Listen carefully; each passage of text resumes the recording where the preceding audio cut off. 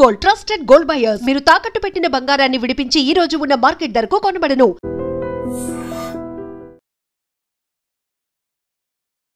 నమస్కారం, welcome to I dream. ధర్మ మార్గం విత్ విజిత కార్యక్రమానికి స్వాగతం.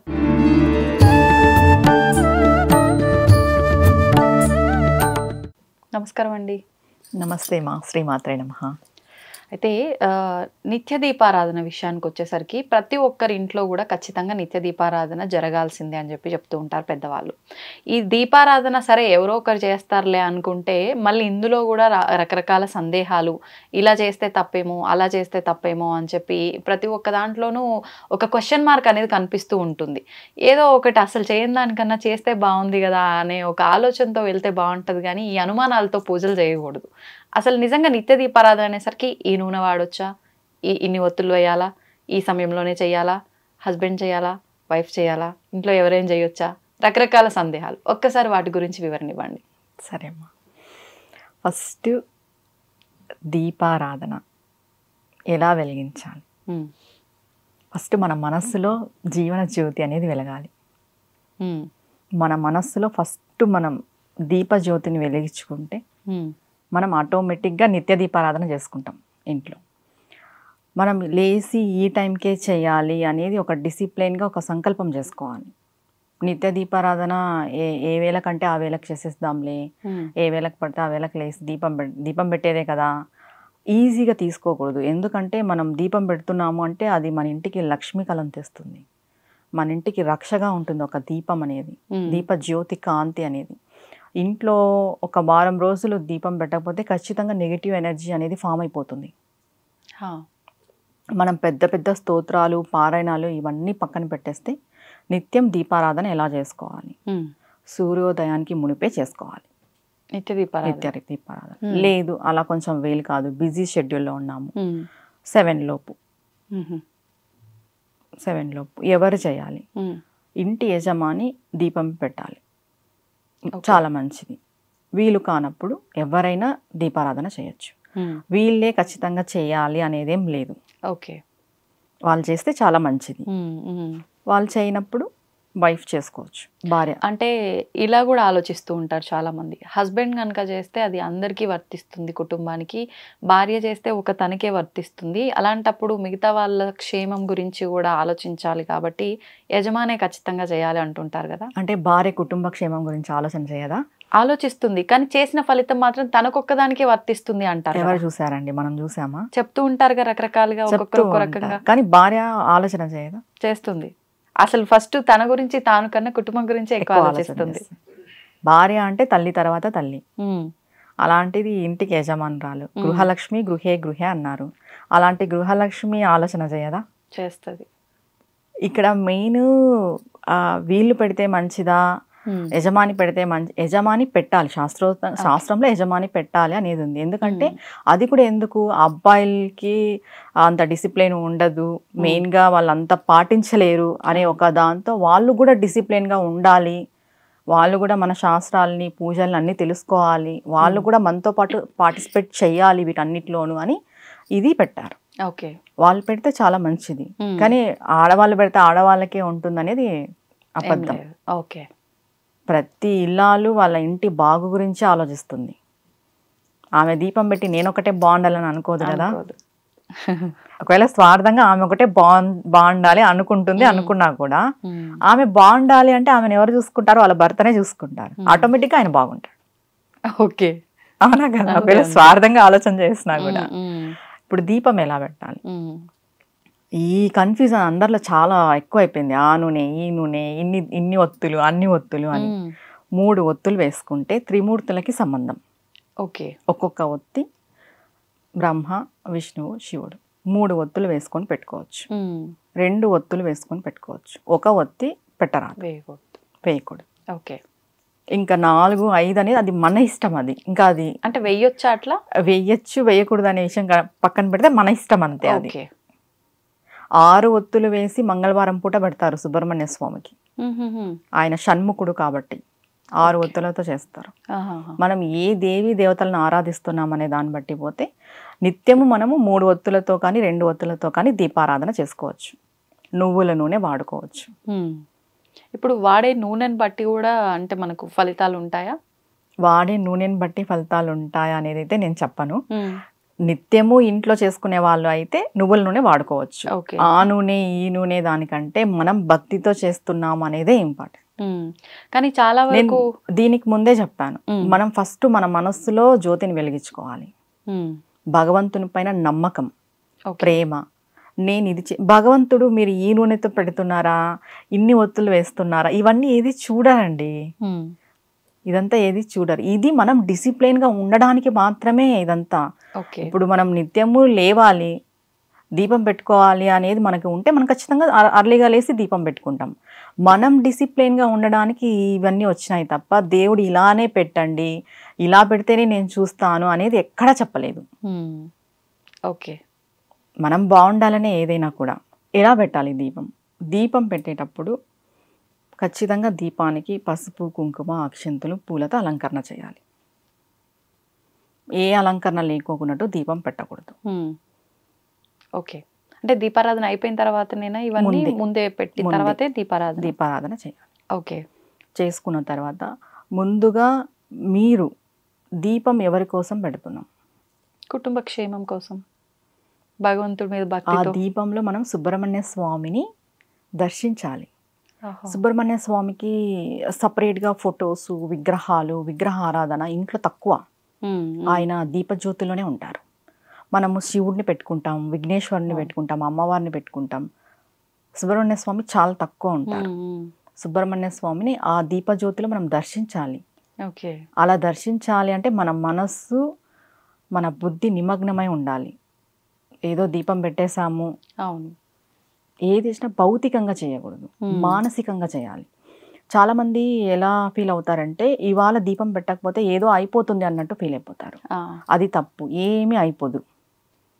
అది మన మైండ్ అంతే. అని ఇవాళ ఇంట్లో దీపం పెట్టాలా, నాకు ఇలా అయింది, ఇవాళ దీపం పెట్టలే, నా మనసు అదోలా ఉంది. దేవుడైతే శాడిస్ట్ అయితే కాదు. నువ్వు దీపం పెట్టకపోయేసరికి నీకేదో చేయడానికి. మన మనస్సు అంతే. మనం మన మనస్సుని మానసికంగా చేయాలి. ఏ పూజ చేసినా ఇప్పుడు మనం పూజ చేయలేని పరిస్థితిలో ఉన్నాము అంటే మానసికమైన పూజ చేయండి. మీకు ఇంట్లో లేరు, బయట ఎక్కడో ఉన్నారు, మానసికంగా మీరు కూర్చోండి, ఒక చోట ప్లేస్ చూసుకొని కూర్చోండి. నేను మా ఇంట్లో ఉన్నాను, నేను ఇలా దీపం వెలిగిస్తున్నాను, నా ముందు అమ్మవారి పాదాలు, అయ్యవారి పాదాలు ఉన్నాయి, నేను ఇలా అర్చిస్తున్నాను, నేను పాద పూజ చేసుకుంటున్నాను. ఈ స్టేజ్కి రావాలి ప్రతి ఒక్కరూ. ఓకే.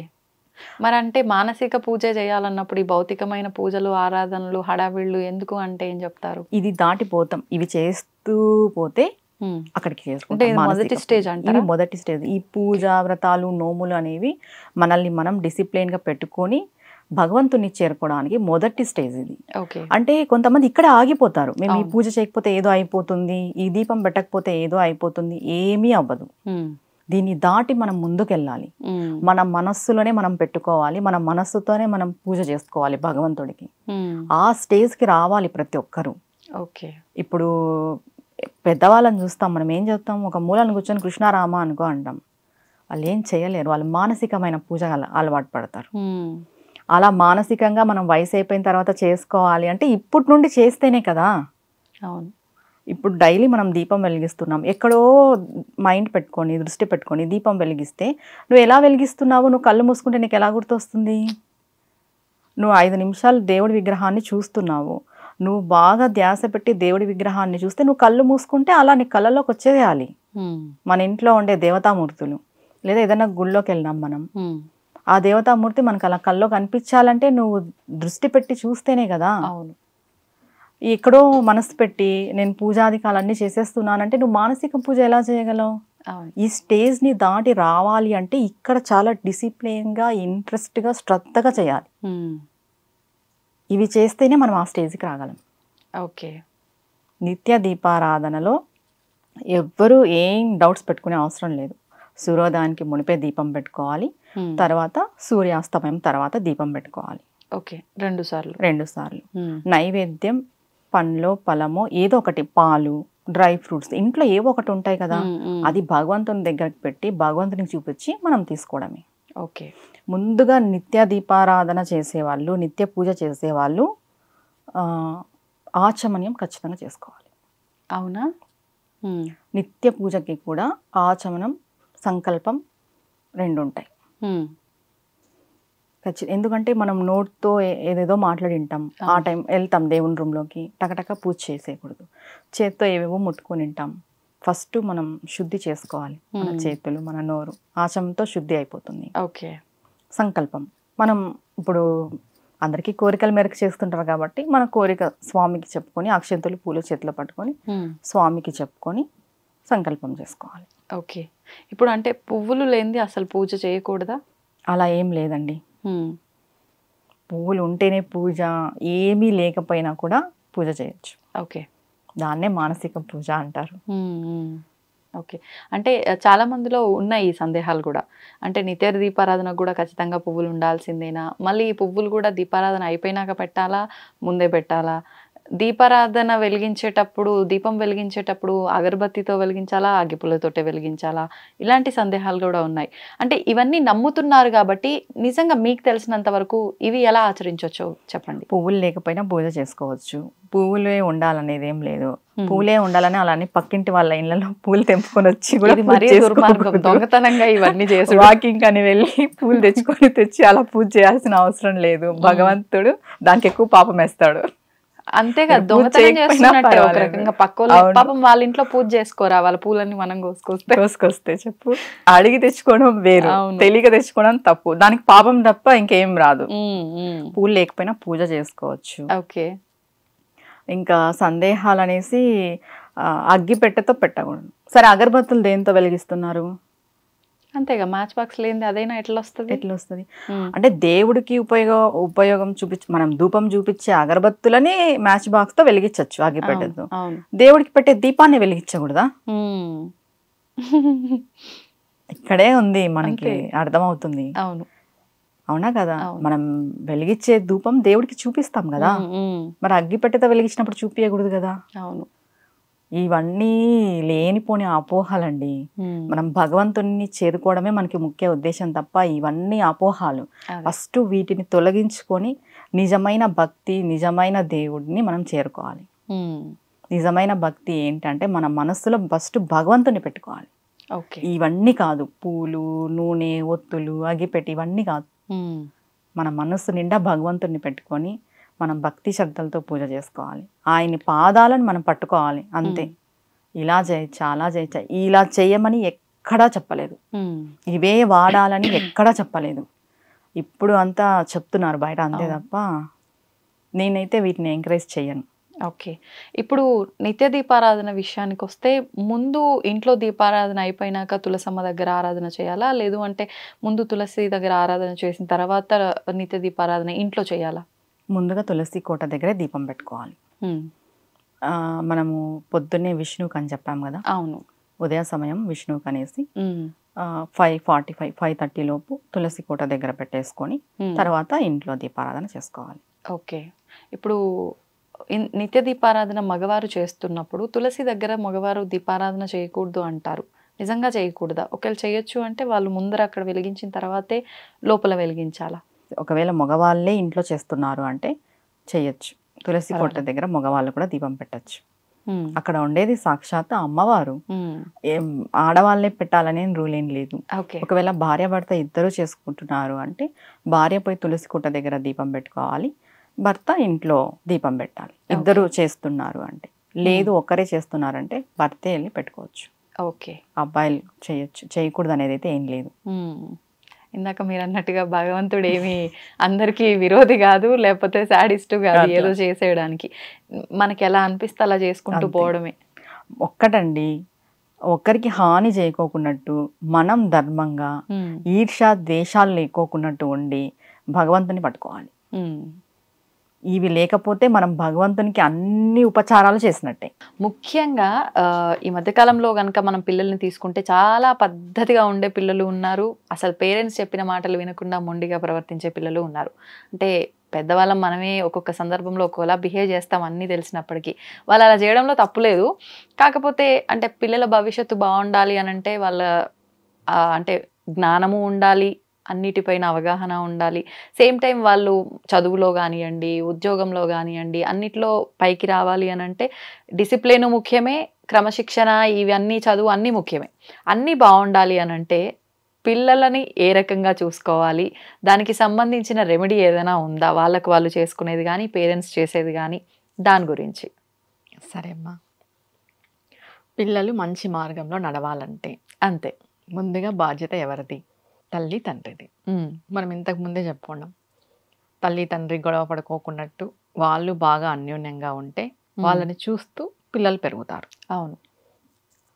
ఇంకొక విషయానికి వస్తే ఇప్పుడు అన్ని న్యూక్లియర్ ఫ్యామిలీసే. అవును. తాతలతోనూ అమ్మమ్మలతోనూ నానమ్మలతోనూ పిల్లలు పెరగట్లేదు. ఇది మైనస్ ఈ జనరేషన్కి, చాలా అంటే చాలా. ఇంతకుముందు ప్రతి ఒక్కరూ కుటుంబం అంతా కలిసి ఉండేవాళ్ళు, ఒకరు కాకపోయినా ఇంకొకరు టేక్ కేర్ చేసి చూసుకునేవాళ్ళు పిల్లల బాగోగులు. పెద్దమ్మో పిన్నమ్మో బాబాయో తమ్ముడో అన్నో ఇలా అవ్వ తాత ఇలా అందరూ చూసుకునేవాళ్ళు. అవును. చూడండి మీరు, ఉమ్మడి కుటుంబంలో పెరిగిన పిల్లలకిను నార్మల్గా ఇప్పుడు పెరుగుతున్న పిల్లలకి తేడా ఏంటి? ఫస్ట్ బంధాల విలువలు తెలియదు, ముఖ్యంగా బంధాల విలువ తెలీదు, మనుషులకి వాల్యూ లేదు, తల్లి తండ్రి అంటే గౌరవం లేదు. ఓన్లీ ఇప్పుడు పెరుగుతున్న పిల్లలకి వస్తువులపైన వ్యామోహం.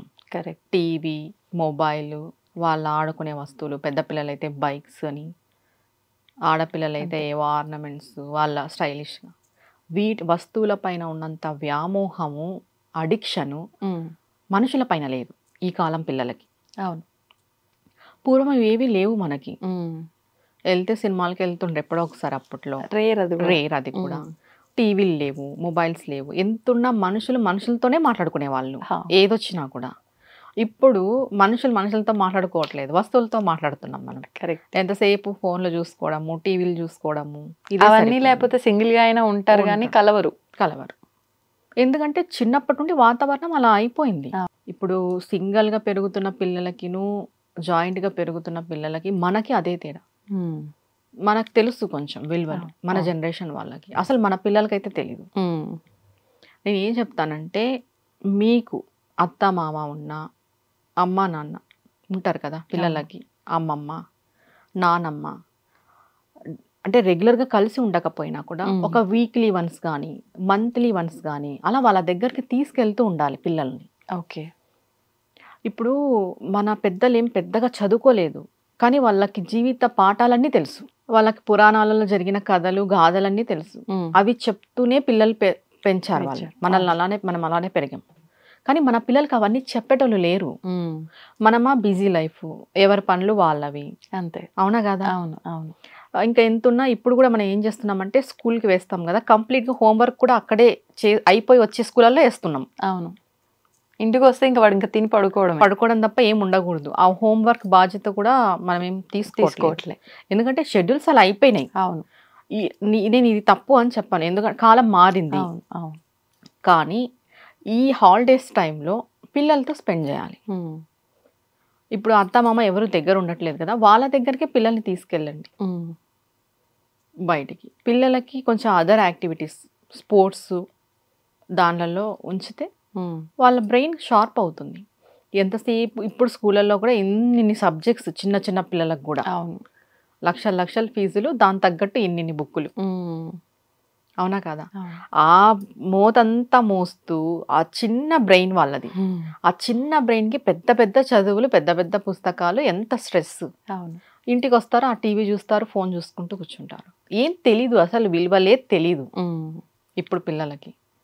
మనం ఎంతసేపు వాళ్ళు బాగా చదువుకోవాలి, వాళ్ళకి ఫస్ట్ ర్యాంకులు వచ్చినాయా, వాళ్ళు స్టేట్ ఫస్ట్ వచ్చినారా, పక్కింటి వాళ్ళకి ఆ పిల్లలకి ఈ మార్కులు వచ్చినాయి, నా పిల్లలకి ఏంటి ఇలా రాలేదు, కంపారిజన్.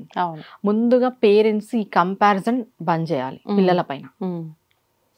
నా కొడుకు, నా కూతురు నాకు హీరోయినే, వాళ్ళు నాకు గొప్ప. ప్రతి తల్లి తండ్రి ఇది ఫీల్ అయితే పిల్లలు కూడా మిమ్మల్ని అలానే ఫీల్ అవుతారు. ఎందుకు ఈ కాలంలో పిల్లలు పేరెంట్స్తో అంత ఇన్సెక్యూరిటీగా ఉన్నారు అంటే కంపారిజన్. వాడు చూడు బాగా చదువుతున్నాడు, నువ్వు చూడు సరిగ్గా చదవట్లేదు. ఒకసారి వింటారు, 2 సార్లు వింటారు, వాళ్ళకు కూడా మనసు నొచ్చుకుంటుంది కదండి. ఖచ్చితంగా. అసలే పిల్లల మనసు ఎంత సున్నితంగా ఉంటుంది. అలా చెప్పద్దు, నువ్వు బాగా చదువుకో అని చెప్పు. కంపారిజన్ ఏది చెప్పినా కంపారిజన్ చేసి, ఎందుకంటే ఎవరి రాత కొద్దీ వాళ్ళకు ఉంటుంది. విద్య, ధనము, చదువు ఏదైనా సరే. అందరూ అబ్దుల్ కలాంలు కావాలంటే ప్రపంచం అంతా అబ్దుల్ కలాంలే ఉంటా అంటే మనం ఎందుకు ఇలా ఉంటా అంటే అవునా కదా? ఎవరు తగ్గట్టు వాళ్ళకి జీవితం ఉంటుంది. ఏమి చదువుకోలేని వాళ్ళు కూడా గొప్ప గొప్ప స్థాయికి ఎదిగిన వాళ్ళని చూస్తాం. బాగా చదువుకున్న వాళ్ళు కూడా ఏమి జాబ్స్ లేకోకున్నట్టు ఇంట్లో ఉండిపోయిన వాళ్ళని కూడా మనం చూస్తున్నాం. ఇక్కడ టాలెంట్ అనేది ఇంపార్టెంట్, సంస్కారం అనేది ఇంపార్టెంట్. చదువుకి ఇస్తున్నంత వాల్యూ ఇప్పట్లో పేరెంట్స్ సంస్కారంకి ఇవ్వట్లేదు. ముందుగా మీరు తెలుసుకోవాల్సింది ఏంటంటే మా పిల్లలు డిసిప్లిన్గా ఉన్నారా లేదా. చదువు సెకండరీ, సంస్కారమే మొదటిది. ఫస్ట్ సంస్కారం ఇవ్వండి పిల్లలకి. పెద్దలు వస్తే పెద్దలకి గౌరవించేలాగా చూడడము, మంచి మాటలు మాట్లాడడము, చెడు మాటలు మాట్లాడుకోకున్నట్లు చేయడము, రెస్పెక్ట్ ఇవ్వడము, విలువలు తెలియడము. ఇప్పుడు ఇంట్లో పెట్స్ని కూడా పెంచుతుంటాం కదా, వాటిని కూడా కేర్ చేయరు పిల్లలు. అది కూడా ఒక జీవే కదా, అది కూడా ఒక ప్రాణమే కదా. అవును. ప్రతి దాంట్లోనూ మనం నేర్చుకునేకి ప్రతిదీ ఉంటుంది. మనం నిత్య జీవితంలో మనం నేర్చుకోవట్లేదు, అంతే నేర్పించట్లేదు పిల్లలకి. అవునా కదా? అవును అవును. ఇంకొక విషయం, ఈ చదువు తెలివితేటలకి వస్తే మారాలని ప్రతి ఒక్కరూ అనుకుంటారు, మొండి చేస్తుంటారు పిల్లలు. అలాంటి వాళ్ళు ఏం చేయాలి మీరు అడిగిండేది? దైవారాధన. పిల్లలకి ఇప్పుడు మనం హిందూ సాంప్రదాయంలో ఉండేవాళ్ళు ప్రతి ఒక్కరు పొద్దున లేచిన తర్వాత స్నానాధికాలన్నీ అయిపోయిన తర్వాత బొట్టు పెట్టుకోవడం నేర్పియండి. ముందుగా చేయాల్సిన పని అది. దేవుని మొక్కకపోని ఏమి చేయకపోని బొట్టు పెట్టుకోవాలి. ఎందుకంటే ప్రతిరోజు మనం పిల్లలకి బొట్టు పెట్టుకోవడం అలవాటు చేపడం వల్ల వాళ్ళకి ఆజ్ఞా చక్రం అనేది యాక్టివేట్ అవుతుంది. ఓకే. ఇలా డైలీ మనం టచ్ చేయడం వల్ల ఈ భృకుటి ప్లేస్, మనం భృకుటి అంటాం సంస్కృతంలో, ఈ ఐబ్రోస్ మధ్యలో ఉన్న ప్లేస్. ఓకే. మనం ప్రెజర్ చేసి బొట్టు పెట్టుకుంటాం కదా, ఆ ఆజ్ఞా చక్రం యాక్టివేట్ కావడం వల్ల ఆటోమేటిక్గా వాళ్ళకి జ్ఞానం వస్తుంది. ఎక్కడ పెట్టుకుంటున్నారు పిల్లలు బొట్లు? మగ పిల్లలు గత వదిలేస్తే అసలు అమ్మాయిలే పెట్టుకోవట్లేదు. బొట్టు పెట్టుకోవాలంటే ఇప్పుడు బాధ, సిగ్గు, కాదు, చిన్న చుక్క అంతే. ఆ చుక్కన పెట్టుకుంటున్నారు కొంత. ఇప్పుడు అది కూడా లేదు పిల్లల్లో. మెయిన్గా అది బొట్టు. మనం హిందువులు, మనం బొట్టు పెట్టుకోవాలి. కుంకుమ, సింధూరం ఒకటే చెప్పాలి. మనం హిందువులు, మనం బొట్టు పెట్టుకోవాలి. ముందుగా మొదటి మెట్టు అది. పిల్లల జీవితాలు బాగుపడాలంటే ఫస్ట్ మొదటి మెట్టు అది, బొట్టు పెట్టుకోవడం అనేది. దాని తర్వాత కృష్ణ ఆరాధన. ఈ మొండి పిల్లలు ఉంటారు కదా, కోపిస్టి వాళ్ళు, మొండిగా బిహేవ్ చేసే పిల్లలు ఉండేవాళ్ళు, తల్లి తండ్రి కానీ తల్లి కృష్ణుడిని ఆరాధన చేయాలి. ఓకే. కృష్ణునికి వెన్నె నివేదన చేసి మా బాబులో మార్పు రావాలి, మొండితనం పోవాలి, ఓకే, కోపం పోవాలి. ఇలా కొంచెం పిల్లలు చదువుకునే వాళ్ళైతే గిన కృష్ణాయ నమః, కృష్ణుడిని అనుకుంటే చాలా చాలా మంచిది. ఓకే. ఎందుకంటే ఆయన చాలా కామ్ అండ్ కూల్. కృష్ణుడు అంటేనే మనకు తెలుసు, మన మనస్సుని అలా సాత్వికంగా సాఫ్ట్గా మార్చేస్తాడు. టైం పడుతుంది కానీ మనం నిత్యము సపరేట్గా, పిల్లలు మొండిగా ఉండే తల్లులు కొంచెం వెన్నె స్వామికి నివేదన చేసి అది కొంచెం పిల్లవాడికి పెట్టాలి. ఓకే. ఇంటిల్లిపాది కూడా తీసుకోవచ్చు. ఇది చేసుకుంటే ఖచ్చితంగా పిల్లల్లో మొండితనం తగ్గుతుంది. ఆటోమేటిక్గా ఈ బొట్టు పెట్టుకోవడం వల్ల వాళ్ళు తెలివితేటలుగాను మారుతారు, వాళ్ళకి మంచి బుద్ధి వస్తుంది, సంస్కారము వస్తుంది. చదువుకి ఇచ్చిన ప్రిఫరెన్స్ సంస్కారానికి ఇవ్వట్లేదు, ముందుగా సంస్కారానికి ఇవ్వండి. మంచి సంస్కారం పిల్లలకి నేర్పిస్తే ఆటోమేటిక్గా వాళ్ళ జీవితంలో అన్నీ వస్తాయి. సక్సెస్ అనేది వస్తుంది. ఎంత చదివినా మనం ఏం కావాలనుకుంటాం? సక్సెస్ కావాలని అనుకుంటాం, సెటిల్ కావాలని అనుకుంటాము.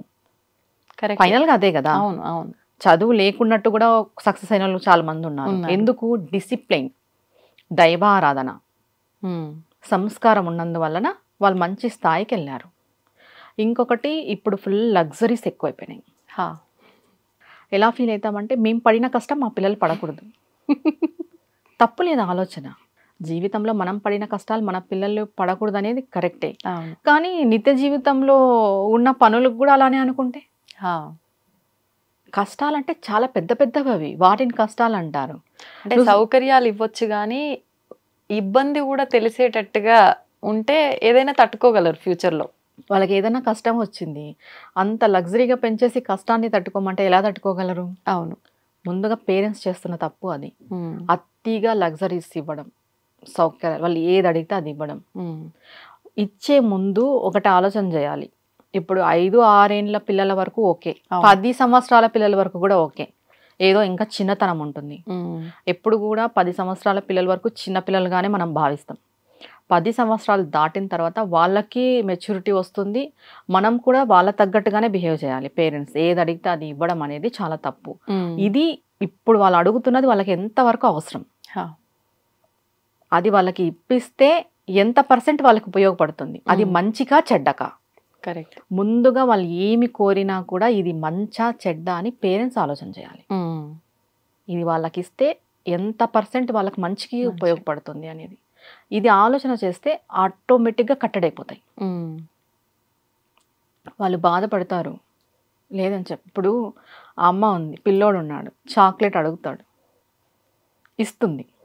రెండోసారి అడుగుతాడు, ఇస్తుంది. మూడోసారి కొడుతుంది. కొట్టినంత మాత్రాన ఆ అమ్మ చెడు చేసినట్టయితే కాదు కదా. అలా వాళ్ళు 2-3 సార్లు అడుగుతారు. మనం వాళ్ళకి ఒకసారి అర్థమయ్యేలాగా చెప్పాలి, ఇంకొకసారి కూడా ఓపిక తెచ్చుకొని అర్థమయ్యేలాగా చెప్పాలి. ఎందుకంటే తెలీదు కాబట్టి. మూడోసారి లాగిపెట్టి కొట్టాలి, అంతే. ఇప్పుడు మనం చెప్పినా అర్థం చేసుకోకపోతే అవును, ఈ లగ్జరీస్ తగ్గించాలి. అతి సౌకర్యాలు పిల్లలకి, ఈ సపరేట్ రూమ్స్ ఇవ్వడము, మొబైల్స్ ఇవ్వడము, ఇది చాలా చాలా తప్పు. అంటే ఇప్పుడు ఎదిగిన పిల్లలు ఎట్లా ఎక్కడుంటారు, ఇచ్చినా మనం వాచ్అవుట్ చేయాలి వాళ్ళని. వాళ్ళు ఏం చేస్తున్నారు, వాళ్ళు చదువుకుంటున్నారా, వాళ్ళు ఫోన్లు చూస్తున్నారా, వాళ్ళు ఏం చేస్తున్నారు అనేది మనం కనిపెట్టుకొని ఉండాలి. అవును, చూస్తూ ఉండాలి. ఇప్పుడు పిల్లల్ని కనేసి ఏదో మనం పెద్ద పెద్ద చదువులు పెద్ద పెద్ద స్కూళ్ళల్లో చదివిస్తున్నాము, లగ్జరీస్ ఇచ్చేస్తున్నాం, మా బాధ్యత అయిపోయింది అని అంటే మీరు సమాజానికి ఒక మంచి పౌరుడిని అయితే ఇవ్వట్లేదు. అవును, సమాజానికి ఒక మంచి పౌరుడిని ఇవ్వాలి అని అంటే మీరు ఎల్లవేళలా వాళ్ళని వాచ్అవుట్ చేస్తూ ఉండాలి. వాళ్ళకి మంచి సంస్కారం ఇస్తేనే మీరు ఒక మంచి పౌరుడిని ఇచ్చినట్టు. అవును, ఇది ఇద్దరికీ వర్తిస్తుంది, అమ్మాయిలకి అబ్బాయిలకి, ఒకరికని కాదు. ఇద్దరు కూడా సంస్కారవంతంగా ఉంటేనే జీవితాలు బాగుంటాయి. కరెక్ట్, అంతే కదా. అవును అవును. వీళ్ళు ఇలా ఉండాలి అంటే పేరెంట్స్ ఏం చేయాలి, మన సంస్కృతి సాంప్రదాయాలు ప్రతిదీ వీళ్ళు పాటించాలి. అంటే నేర్పించకపోయినా ఉండే విధానాన్ని బట్టి ఆటోమేటిక్గా అది అలవాటైపోతుంది. ముందుగా మనం పేరెంట్స్ మంచిగా పూజలు చేస్తూ నిత్య దీపారాధన చేసుకుంటూ దైవ ధ్యానంలో ఉంటే ఖచ్చితంగా పిల్లలు కూడా మారుతారు. అంతే. అంటే దైవ ధ్యానం చేస్తేనే పిల్లలకు సంస్కారం వస్తుందా అని అడిగితే మంచిగా ఉండండి. దైవ పైన మీకు నమ్మకం లేదు, మంచి పనులు చేయండి, మంచి బుద్ధిని పెట్టుకోండి. మీ పిల్లలకు కూడా మంచి బుద్ధితో ఉండాలని చెప్పాలి. అవును, ఈర్షా ద్వేషాలు అవి లేకోకున్నట్టు మనం చేస్తే 10 మందికి సహాయం చేయాలి, లేదా కామ్గా ఉండాలి, ఊరికే ఉండాలి, ఒట్టిగా ఉండాలి తప్ప హాని చేయకూడదు. ఇలాంటివి నేర్పించండి. అవును, దైవం పైన నమ్మకం లేని వాళ్ళు.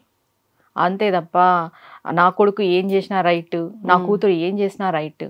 మెయిన్ పేరెంట్స్ వల్లే పిల్లలు చెడిపోతున్నారు, వెనక్కి వేసుకురావడం. ఒకవేళ నీ కొడుకు తప్పు చేస్తే 10 మందిలో ఉన్నా కూడా నువ్వు తప్పు అని ఒప్పుకునే కెపాసిటీ నీకు ఉండాలి. అప్పుడే ఆ అబ్బాయి బాగుపడతాడు. కరెక్ట్. అంటే నాకు సపోర్ట్ చేయరు నేను తప్పు చేస్తే మా పేరెంట్స్ అని ఆ అబ్బాయికి తెలిసి వస్తుంది. నేను ఏం చేసినా నాకు మా అమ్మ సపోర్ట్ చేస్తుంది, మా నాన్న సపోర్ట్ చేస్తాడనే ధైర్యాన్ని మనం ఇచ్చామంటే ఏమైనా చేస్తాం, ఎక్కడికైనా దారి తీస్తుంది. అది మనం ఇవ్వకూడదు. నాకు తప్పు చేస్తే 10 మందిలో లెంపకాయలు పడతాయి, మా వాళ్ళు సపోర్ట్ చేయరు అనే భయం ఉండాలి పిల్లలలో. ఆ భయం అనేది ఉంటే ప్రతి ఒక్కరు మంచిగా ఉంటారు. ధన్యవాదాలండి. శ్రీమాత్రే నమః. అమ్మ తవ్వండి, తవ్వుతూనే శివలింగం సరే దాన్ని అట్లా కప్పేసేయండి, చూపించదండి. మూర్తి పూజ కాదు, సాక్షాత్ బ్రజేంద్ర నందన భగవాన్ ఉన్నారు మూర్తిలో. ఏమీ ఆశించకుండా ఆరాధించే వాళ్ళు కూడా ఉన్నారా ప్రభుజీ? నిజమైన భక్తి అంటే మనకు తెలియదు కాబట్టి